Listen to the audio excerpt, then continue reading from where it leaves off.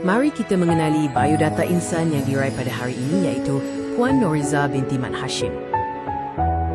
Beliau telah dilahirkan pada tanggal 16 Ogos tahun 1969 di Bukit Mertajam, Pulau Pinang. Pada 25 Jun 2001, telah termeterainya ikatan perkahwinan beliau bersama suaminya yang tercinta, iaitu Mohd Syafiee bin Ismail.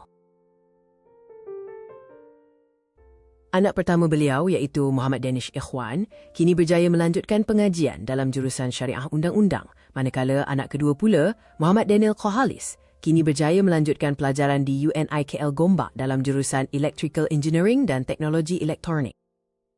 Anak ketiga, iaitu Nur Dini Safiah Najwa, kini sedang mengikuti jejak ibunya dalam bidang pendidikan awal kanak-kanak, manakala Muhammad Darwish Zakwan dan Muhammad Dubis Amshar masih lagi bersekolah. Sekarang, mari kita susuri pula sejarah pendidikan beliau dalam perjalanan menjadi seorang pendidik.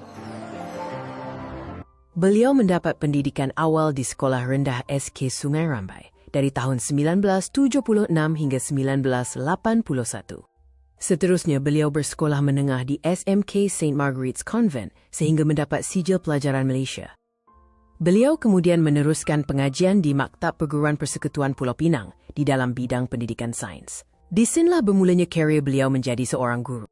Sepanjang perkhidmatan, beliau telah berkhidmat di 3 buah sekolah iaitu Sekolah SK Alapongsu, SK Pengkalan Awar dan akhir sekali di SK Methodist sehingga persaraan beliau. Terima kasih kerana menonton. Bye!